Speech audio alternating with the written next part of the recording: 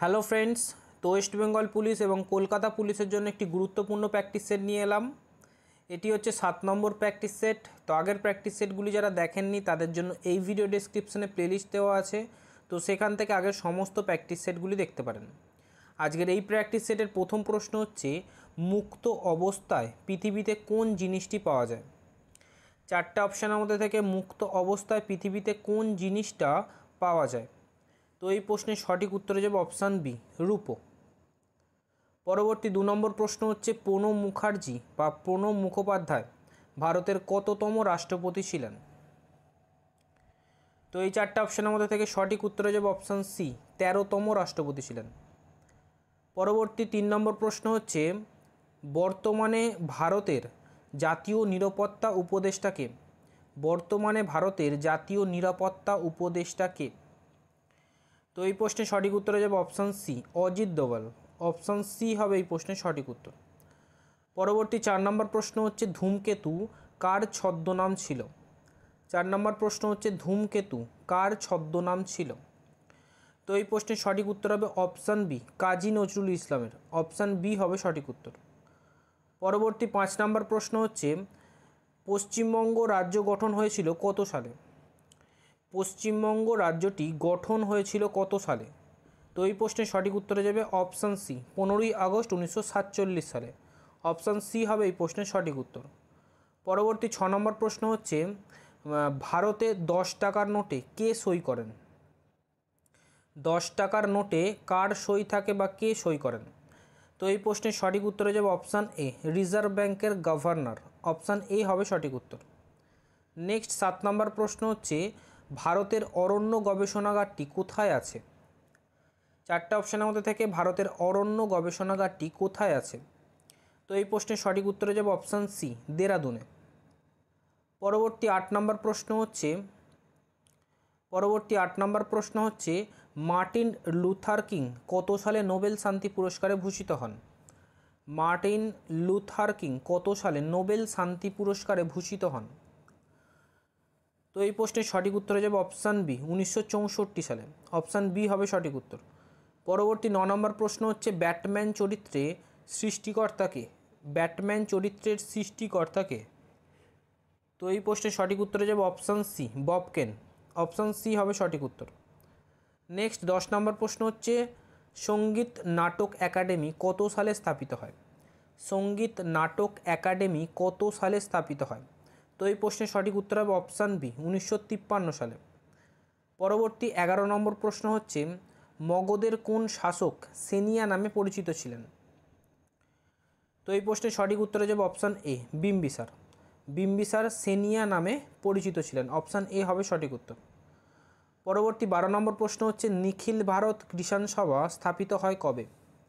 নিখিল ভারত কৃষাণ সভা স্থাপিত হয় কবে? তো এই প্রশ্নের সঠিক উত্তরে যাবে অপশান ডি, 1936 সালে। পরবর্তী 13 নম্বর প্রশ্ন হচ্ছে, the Gods of Small Things গ্রন্থটির লেখককে? The Gods of Small Things গ্রন্থটির লেখককে? তো এই প্রশ্নের সঠিক উত্তরে যাবে অপশান বি, অরুন্ধতী রায়।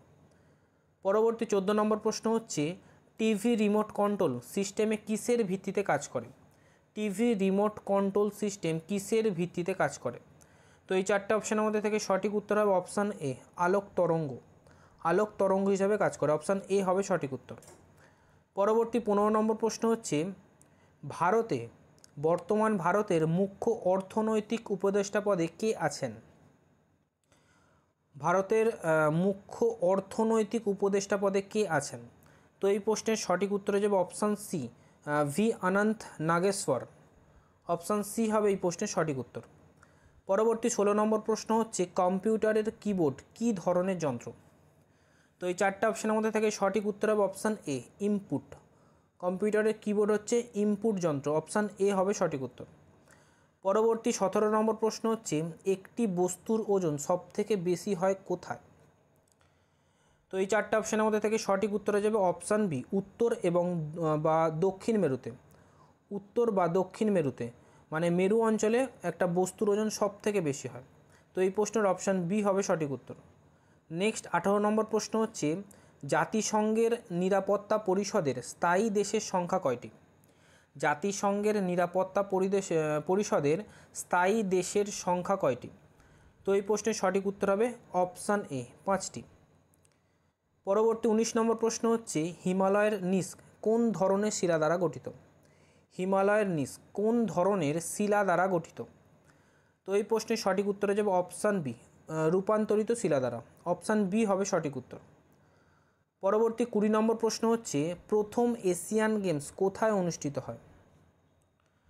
প্রথম এশিয়ান গেমস অনুষ্ঠিত হয়েছিল দিল্লিতে। অপশান বি হবে এই প্রশ্নের সঠিক উত্তর।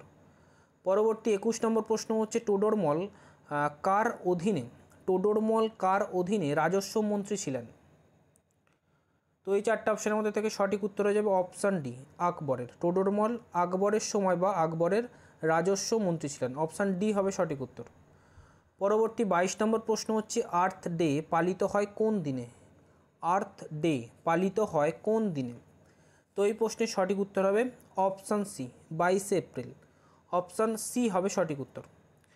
পরবর্তী 23 নম্বর প্রশ্ন হচ্ছে নিচের কোনটি, মানে চারটে অপশানের মধ্যে থেকে কোনটি সংশ্লেষে অ্যামাইনো অ্যাসিডের প্রয়োজন হয়?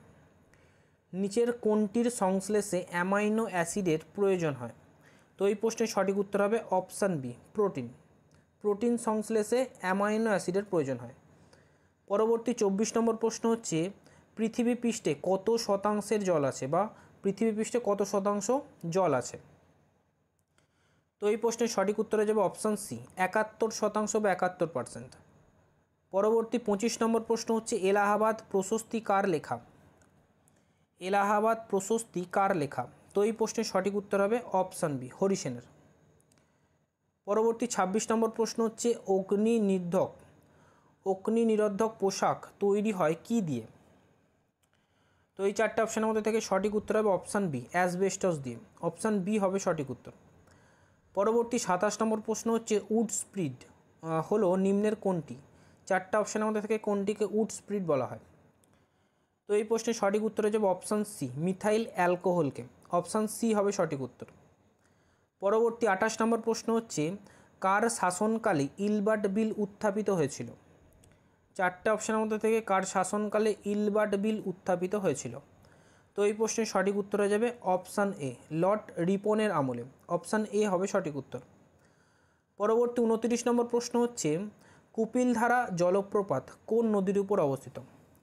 কুপিলধারা জলপ্রপাত কোন নদীর উপর অবস্থিত? তো এই প্রশ্নের সঠিক উত্তর হয়ে যাবে অপশান ডি, নর্মদা নদীর উপর। পরবর্তী 30 নম্বর প্রশ্ন হচ্ছে বৌদ্ধ ধর্মকে হিন্দু ধর্মের বিদ্রোহী সন্তান বলে কে মনে করেন?